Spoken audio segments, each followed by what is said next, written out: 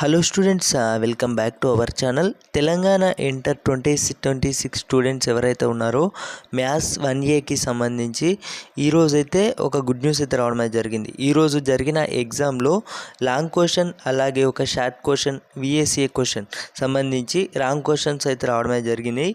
వాటికి సంబంధించి ఏ క్వశ్చన్స్కి మ్యాథ్స్ అనేవి యాడింగ్ అయితే చేస్తున్నారు, ఏ స్టూడెంట్స్కి ఈ మ్యాథ్స్ అనేవి యాడింగ్ అయితే కానున్నాయి అనే వివరాలు అనేవి అయితే ఇప్పుడు మీకు అందిస్తాను అనమాట. ఈరోజు చూసుకున్నట్లయితే కొంతమంది క్వశ్చన్ పేపర్లలో కొన్ని తప్పిదాలు అయితే జరిగినాయి అన్నమాట.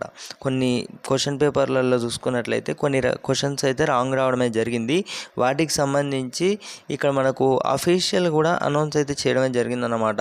ఈచ్ స్టూడెంట్స్కి 13 మార్కులు అయితే యాడింగ్ అయితే అవుతున్నాయి అన్నమాట.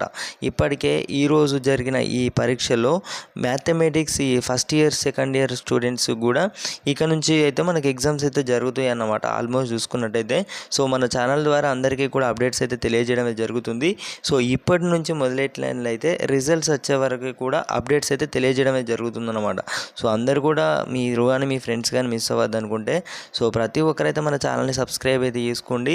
ఎందుకంటే ఇక నుండి ఇప్పుడు ఎగ్జామ్స్ అయితే జరుగుతాయి అన్నమాట.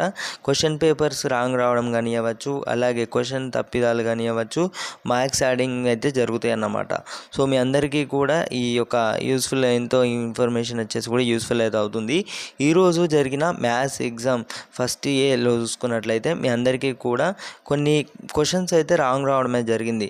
వాటికి సంబంధించి మార్క్స్ యాడింగ్ కూడా కొంతమంది స్టూడెంట్స్కి అయితే యాడ్ అయితే కావడమే జరుగుతుందన్నమాట.